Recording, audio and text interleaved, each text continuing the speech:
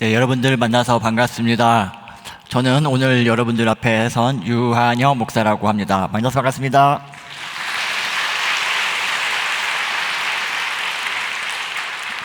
네. 일단 시작하기 전에 저를 처음 보신 분들도 있기 때문에 제가 제 소개를 잠깐 하고 가겠습니다. 저는 1980년생으로 올해 한국 나이 47살. 나이를 밝히는 이유는 젊게 보신 분들은 너무나 감사하지만 조금 더 높게 보신 분들 때문에 제가 어쩔 수 없이 나이를 밝히고 다니고 있습니다. 이해해 주십시오.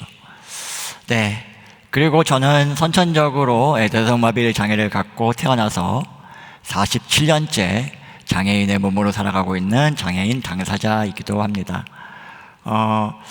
현재는 여기 황령서덕이 넘어가면 교회가 하나 있는데 가정호 목사님께서 담임하고 계시는 세대로 교회에서 4년째 지금 함께 사역하고 있고요. 그 다음에 저는 이제 매주 토요일마다 장애학을 배우러 다니고 있습니다. 제가 47년째 장애인을 살아가고 있지만 저는 이제 지체 장애이기 때문에 저와 다른 장애를 갖고 계신 분들의 그런 마음이나 이런 것들 잘 모릅니다, 솔직하게. 그래서 그것을 좀 더 배우기 위해서 토요일마다 대구로 지금 대학원을 다니고 있습니다. 그래서 작년에 이제 석사 진학을 해서 이제 올해 졸업을 앞두고 있고요. 내년에 이제 박사 과정을 밟을지 아니면 그만둘지 지금 기도하고 있습니다. 그리고 현재는 주중에는 이제 장애인식 개선 강사로 초, 중고 등 학교를 다니면서 학생들에게 장애에 대한 이해 교육, 또 전환 교육을 하고 있고요. 그 다음에 누누 서포터즈라는 비영리 단체에 소속돼서 장애인이 갈 수 있는 곳들이 어느 곳들이 있고 또 못 가는 곳이 어디 있는지 그런 모니터링을 하러 다니고 있습니다.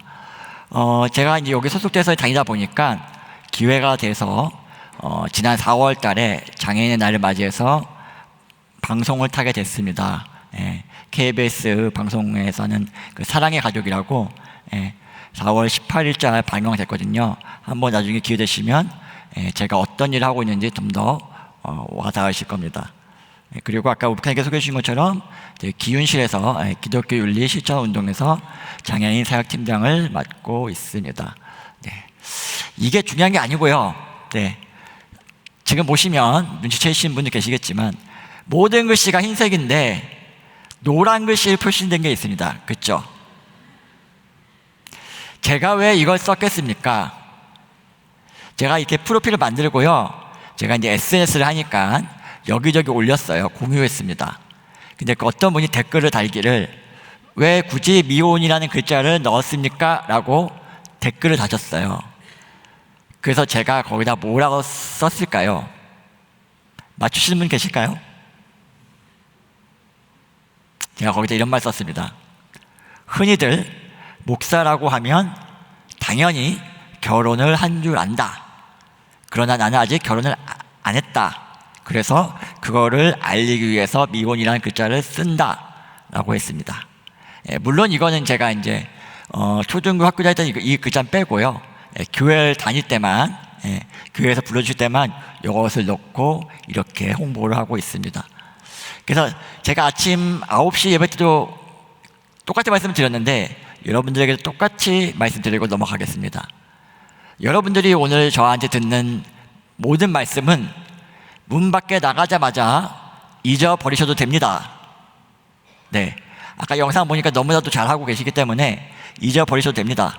그러나 단 하나, 제가 미혼이라는 것은 잊지 마시고 주변에 잘 보시다가 좋은 배필이 있으면 우리 김유한 담임 목사님께 연락을 주시면 대단히 제가 감사할 것 같습니다.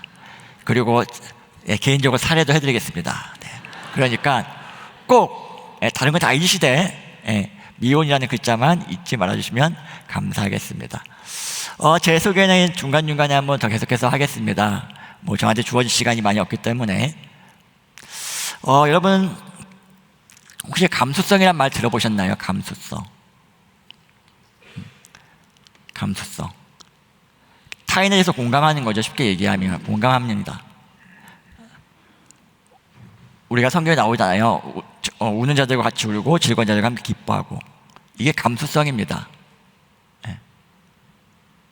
근데 아까 보니까 여러분들에는 타인에 대한 감수성이 조금 높으신 것 같아요. 다른 교회들보다.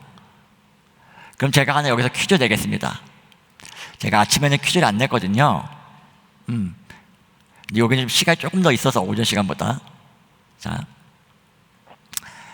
장애인이 맞을까요? 장애우라는 표현이 맞을까요? 장애인, 그쵸? 장애인이라는 표현이 맞습니다. 그러면 장애인의 반대말은? 그쵸, 비장애인이죠. 네. 제가 이렇게 말씀드리는 이유를 알까요, 혹시? 여러분들도, 저도 이제 가끔씩 이제 그런 말 쓰긴 하지만, 장애인이란 말보다 장애우를 씁니다. 그쵸? 그리고 장애인의 반대말은 비장애인임에도 불구하고 정상인이라는 말을 씁니다. 네. 저도 가끔씩 그래요. 여러분들한테 그럼 써야 하는 겁니다. 그리고 또 하나, 여름이지 않습니까? 그럼 우리가 옷이 짧아져요. 그러면 짧은 바지를 우리가 뭐라고 하죠? 반바지라고 얘기합니다. 그럼 짧은 윗옷은 뭐라고 합니까? 안 들려요? 좀 크게 좀 해주세요. 반팔. 왜 하의는 반바지고 상의는 반팔이죠? 우리 무심코 쓰는 단어입니다. 한번 생각해 보십시오. 그러면 팔과 다리가 절단된 장애인분이 들을 때 어떤 마음이겠습니까? 이게 감수성입니다. 하의를 반바지라고 했으면 상의는 반소매, 그리고 긴 팔이 아니라 긴 소매, 이렇게 말씀하셔야 됩니다. 물론 저도 중간중간 튀어나와요. 반팔 이렇게. 예. 그러면서 저는 아차아차 하죠. 저도. 이게 감수성이에요. 감수성. 예.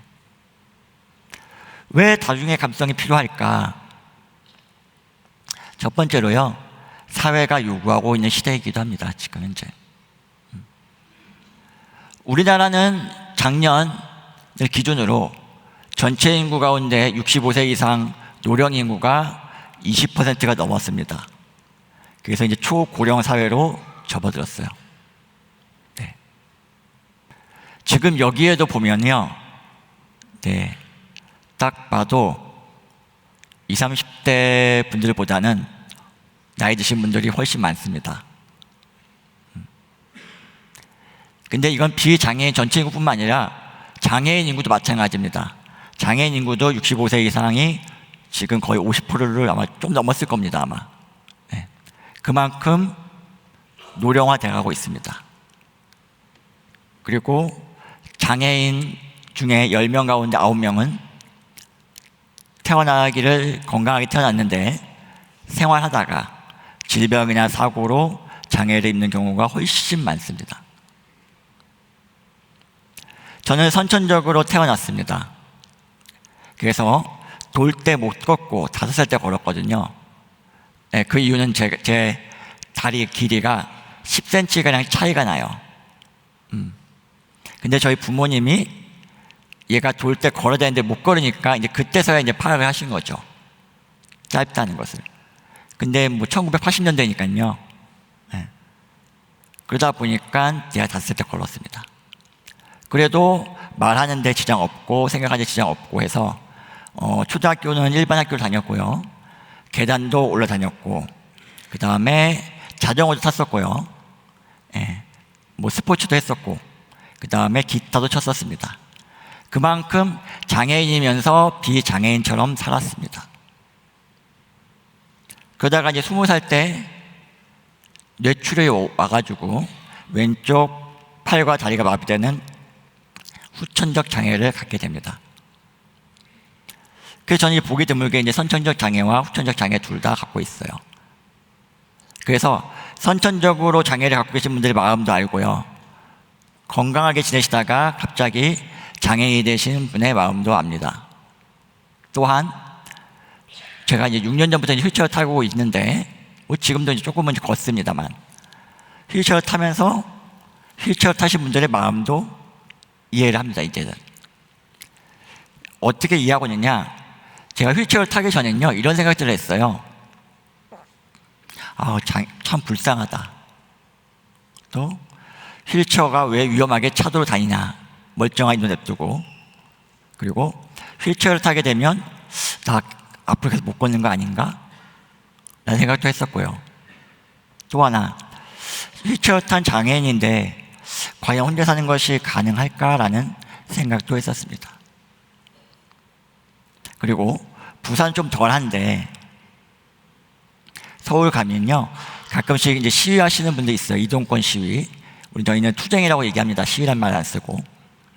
그분들을 봤을 때도 과연 저런 방법밖에 없나, 다른 사람들의 출퇴근 시간을 막아가면서 저렇게밖에 투쟁할 수 있는 방법이 없나 라고 생각을 했어요. 휠체어를 타기 전에. 근데 휠체어를 탄 순간 제 생각은 여기서 완전히 바뀝니다. 어떻게 바뀌었냐, 휠체어를 탄다고 해서 불쌍하진 않다. 더 넓게 얘기하면 장애를 갖고 산다고 해서 불쌍하진 않다. 단 불편하다. 장애를 갖고 있으면 당연히 불편합니다. 아마 거동이 불편하신 어르신분들은 장애인으로 등록 안 돼 있어도 거동이 불편하시는 것을 아실 거예요. 그러면 내가 젊을 때는 계단을 막 다녔는데 거동이 불편하니까 자꾸 엘리베이터 타게 되고요. 그죠? 차량을 이용하게 되잖아요. 그렇다고 해서 어르신들이 불쌍합니까? 아니요. 저는 그렇게 보지 않습니다. 그냥 불편할 뿐입니다. 장애인도 마찬가지예요. 불쌍하지 않아요. 제가 작년에 서울에 가서 이런 소리 했습니다. 장애인을 볼 때 불쌍한 눈빛을 보지 말라. 우린 안다. 당신이 장애인을 바라본 눈빛이 그냥 친구로서 아니면 같은 교인으로서 바라보는지 아니면 불쌍한 눈초리로 바라보는지 우리는 안다. 바로 얘기하죠. 저는 지금 행복하게 너무 잘 살고 있어요.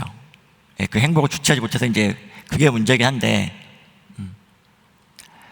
근데 장애인만 불편하게 사는 거 아니잖아요. 그렇죠? 여러분들도 다 불편하게 사시잖아요. 한번 손들어 볼까요? 나는 정말 불편함 없이 내 마음대로 편하게 할 거 다 하며 산다. 이런 분 계십니까? 아마 없을 겁니다. 네, 아마 없을 거예요. 그리고 장애인도 뿐만 아니라 여러분들도 혼자 사는 건 불가능해요. 쉽지 않아요. 특히 혼자 살 때 아플 때가 가장 힘들죠. 아프지만 않으면 괜찮은데, 너무 좋은데 아프면 쉽지 않아요. 그리고 마지막, 이동권 투쟁. 제가 휠체어 딱 탄 이후로 바로 그 다음 날이죠. 저도 모르게 휠체어를 타고 인도가 아닌 차도로 가고 있었습니다. 자연스럽게. 누가 알려주지도 않았는데. 왜 그럴 수밖에 없냐? 인도 상태가 엉망이에요. 보도블록은 깨져 있고요. 중간중간 차 올라가서 주차하고 있죠. 전봇대가 한가운데 박혀 있죠. 그 다음에 뭐 상점들 물건 내는 것 때문에 통로가 좁아지죠. 그리고 올라갈 때는 이렇게 교회 마냥 경사로가 있어서 올라가서 쭉 인도 따라갑니다. 근데 가다 보면 없어요, 경사로가. 그럼 어떻게 해요? 다시 돌아와야 돼요. 그 시간 누가 보상해 줍니까?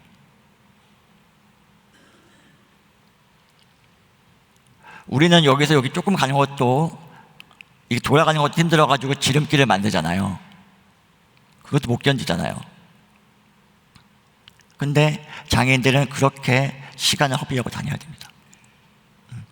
그리고 엘리베이터. 지금은 이제 지하철 역사마다 엘리베이터가 다 놓여져 있죠. 그 놓이게 된 동기를 아십니까, 여러분들? 서울에서 한 장애인이 휠체어 타고 지하철로 가다가 리프트가 추락해가지고 사망하는 사고가 일어납니다. 그것을 계기로 투쟁이 시작됐고 그 투쟁으로 인해서 모든 지하철 역사에 엘리베이터가 놓여졌습니다. 근데 지금 그 엘리베이터 누가 더 많이 타고 다니는 줄 아십니까? 여기 계신 분들이 더 많이 타고 다닙니다. 솔직하게. 저도 이제 대부분 이동할 때 이제 지하철을 많이 타거든요. 근데 제가 지하철 타면서 저처럼 휠체어 탄 장애인 분들 별로 못 봐요. 오히려 시장 가시려고 짐 끄시는 할머니들, 할아버지들, 유아차 끄시는 부모님들, 그리고 큰 여행 가방 끄는 여행객들, 그들이 더 많이 타요. 더 많이 이용해요. 양보 없습니다. 물론 가끔가다 양보해 주시는 분 계세요. 근데 어떤 분은 그렇습니다. 제가 이렇게 줄 서고 있는데 어떤 분은 그래요. 새치기 딱 하시더니 그렇게 바쁘면 먼저 오던가 아니면 다른 방법 찾아보라고 저한테 얘기합니다. 엘리베이터 말고 지하철 탈 수 있는 방법이 있을까요? 없어요. 지금 현재 대한민국의 국민 감수성이 그 정도입니다. 교회는 어떻습니까? 저는 교회가 세상보다 더 감수성에 있어서 뒤처진다고 생각을 합니다. 뒤처져요. 왜? 공공기관이나 초중학교들은 1년에 한두 번 정도 의무적으로 장애인식 개선 교육을 받습니다. 아마 여기서 받으신 분들 계실 거예요. 아마 직장에 다니신 분들 중에도. 근데 종교기관은 의무교육 대상에서 제외되어 있습니다. 그래서 제가 할 때마다 하는 그 얘기가 있어요. 제발 좀 1년에 한 번이라도 교회에서 장애인식 개선 좀 하자. 근데 오늘 보니까 여러분들은 굳이 안 하셔도 될 것 같아요.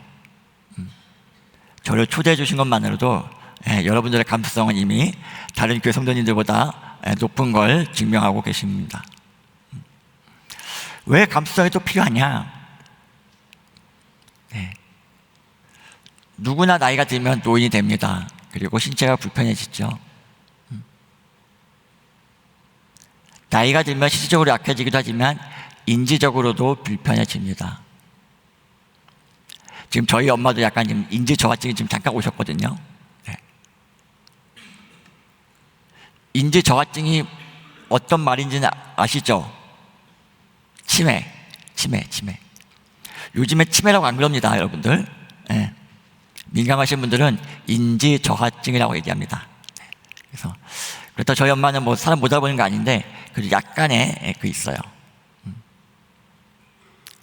그리고 내가 아무리 안전하게 인도로 간다 하더라도 또 차도로 간다 하더라도 부지불식간에 일어나는 사고는 막을 수가 없습니다. 그로 인해서 한순간에 장애인이 될 수도 있습니다. 장애인이 되지 않더라도 잠깐이지만 깁스를 하고 병원에 신세를 질 수도 있습니다. 그리고 우리 주변에는요, 내가 몰라도 다양한 사람들이 존재하고 있습니다. 세 번째는 하나님의 명령이에요. 명령입니다. 그리고 예수 그리스도가 우리에게 보여주신 삶의 모습이기도 합니다. 그리스도인 우리는 예수 그리스도의 삶의 모습을 본받아서 살아야 합니다. 그게 성도잖아요. 성경에는 다양하게 어려운 이웃들을 살피는 내용들이 참 많이 나와 있습니다. 참 많이 나와 있어요. 특히 예수님께서 지상사역하셨던 그 3년 반 동안, 그죠? 어떤 이들을 만나고 어떤 이들과 함께 하셨는지를 한번 생각해 보십시오. 그게 우리의 모습이에요. 저는 돕는다는 표현을 별로 좋아하지 않습니다. 아까 오전에 말씀드렸는데, 돕는다는 표현에는요, 저도 예전에 좋은 줄 알았어요. 참 좋은 말이다. 누구 도와준다는 거. 근데 공부를 하다 보고 책도 읽다 보니까 자꾸 딴지를 걸고 싶은 마음이 자꾸 생겨요. 돕는 게 말이 왜 안 좋냐 하면, 돕는다는 것은 강자가 약자에게 할 수 있는 행동입니다. 그렇죠? 돈이 많은 자가 돈이 없는 자를 도와줄 수 있고요, 힘 있는 자가 힘 없는 자를 도와줄 수 있습니다. 우리는 이럴 때 돕는다는 표현을 씁니다. 근데 예수님의 모습을 보십시오. 예수님이 그 사회적 약자들을 도와주셨습니까? 아니요. 함께 하셨습니다. 함께. 그래서 저는 사회적 약자들을 돕는다는 표현보다는 사회적 약자들과 함께 해야 된다. 함께 된다. 더불어 살아야 된다고 생각합니다. 왜? 사회적 약자들 우리가 눈여겨보지 않아서 그렇지 참으로 많이 있습니다. 이제는 필수사항이에요. 사회가 요구하고 그리스도인인 우리가 반드시 해야 할 사명이기도 합니다. 그러면 어떻게 키워지느냐? 가장 중요한 것은 타인의 감정과 형편을 공감하는 거예요. 공감. 우리 사자성어에 그런 말 있죠? 역지사지라고. 네, 역지사지. 내가 그 사람이 되어보는 겁니다. 저는 참 드라마를 참 좋아하는데 가끔씩 그런 얘기가 나옵니다. 이제 엄마와 딸의 관계에 있어서 딸이었을 때는 엄마의 마음을 이해하지 못하다가 본인이 결혼하고 자녀를 낳았고 엄마가 되어보니 엄마의 마음을 이해하겠다라는 대사들이 참 많이 나옵니다. 그런 것 같아요. 저도 제가 휠체어를 타기 전까지는 장애인으로 살아왔지만 휠체어를 탄 장애인의 마음은 이해하지 못했습니다. 그냥 힘들겠다, 그저 불편하겠다, 불쌍하다 이 정도였어요. 근데 휠체어를 타고 보니까, 당사자가 되어 보니까 더 와닿습니다. 그리고 저는 지금 현재 장애인 활동 지원사 선생님을 이제 쓰고 있는데, 여기도 혹시 이제 장애인 활동 지원사를 근무하신 분이 계시는지 모르겠지만, 제가 부산 내려온 지 4년밖에 안 됐는데 한 3년 정도 안 쓰고 버티다가 한 1년 전쯤에 크게 아파가지고 병원에서 검사 받다가 제가 쓰러졌거든요.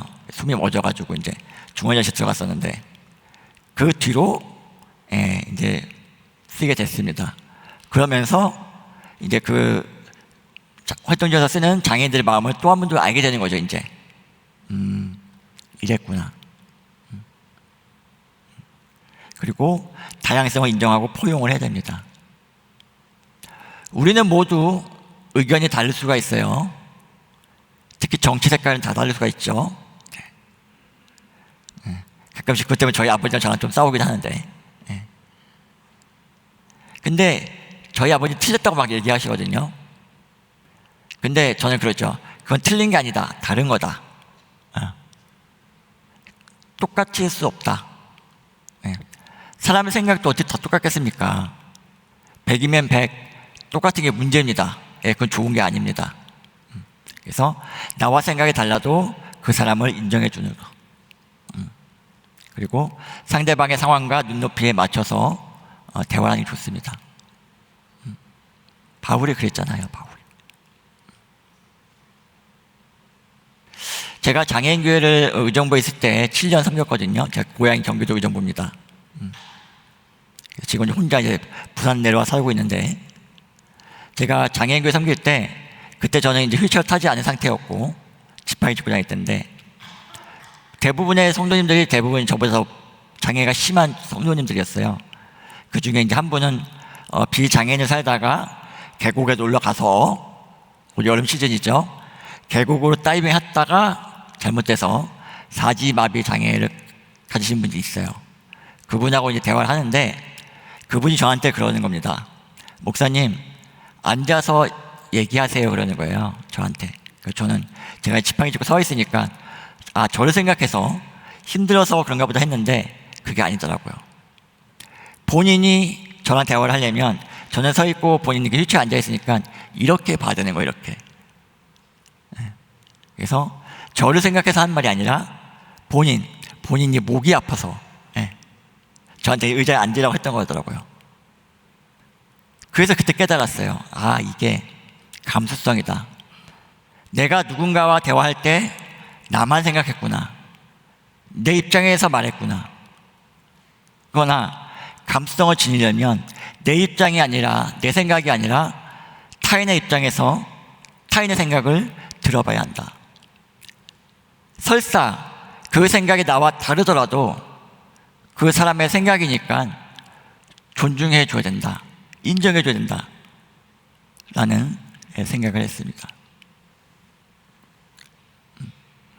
이제 결론을 맺어볼까요? 저는 오늘 설교제를 썼지만 강해 설교하러 온 것은 아닙니다. 제 이야기도 하고 또 여러분들이 하는 사역에 또 응원해 드리는 마음으로 이 자리에 섰습니다. 사마리아인 모두 다 아시죠? 이야기. 제가 굳이 얘기 안 해도 다 아실 거라 믿습니다. 사마리아인과 유대인은 쳐다도 안 봤죠. 특히 유대인 입장에서는 사마리아인을 사람 취급도 안 했으니까요. 근데 사마리아인이 길을 가다가 쓰러진 유대인을 발견합니다. 근데 다른 이들은 다 각각 핑계를 대고 지나쳐 갔잖아요. 근데 사마리아인은 지나치지 못합니다. 지나쳐 가도 될 만한 사람이었잖아요, 사마리아인 입장에서는. 그러나 지나치지 않았습니다. 왜? 사마리아인은 유대인을 인종의 입장에서 본 게 아니라 생명으로 봤습니다. 외적인 조건을 보지 않았습니다. 장애인, 노숙인, 미혼모, 탈북민, 이민자, 이런 조건을 보지 않았습니다. 그냥 생명이 위급하니까 살려야겠다는 생각밖에 없었습니다. 그래서 다른 이들처럼 핑계대지 않고 자신이 직접 그를 도왔던 것입니다. 말로만 하지 않았잖아요. 여러분들처럼 여러분들이 가진 것을 내어줬습니다. 그래서 저는 이렇게 생각합니다. 참된 경건. 우리는 경건해야 된다는 말을 많이 듣습니다. 많이 들어왔고요. 저도 지금 신앙생활을 거의 7살 때부터 하기 시작했으니까 거의 40년 가까이 하고 있는데 많이 들었거든요. 경건해야 된다, 경건해야 된다. 근데 과연 무엇일까를 많이 고민했어요.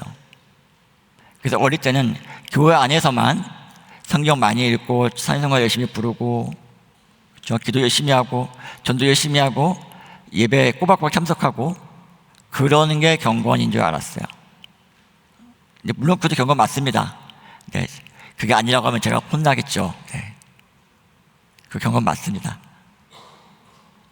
근데 그게 다는 아닙니다. 다는 아닙니다.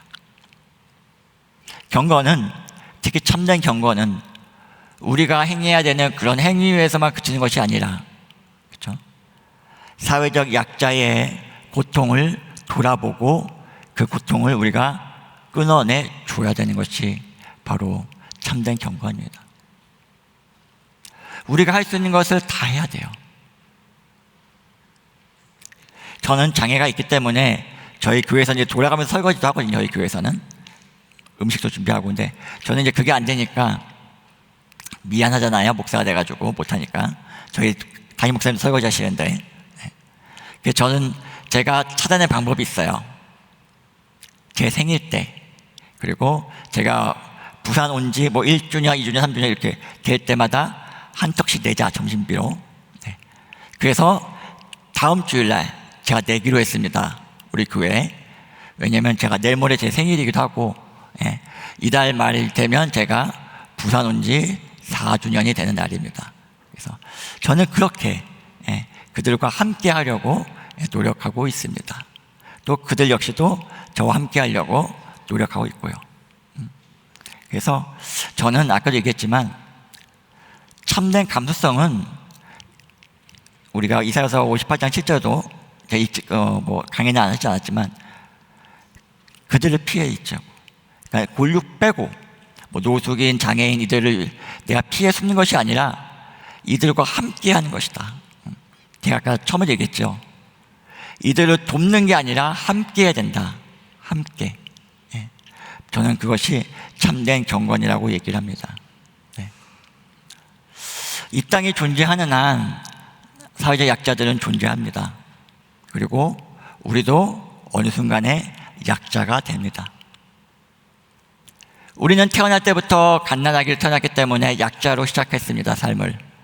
그리고 약자의 삶으로 시작해서 약자의 삶으로 마무리를 짓습니다. 그런 우리가 사회적 약자들을 나와 조금 다르다는 이유로 배제하고 함께하지 못할 이유가 있을까요? 없습니다.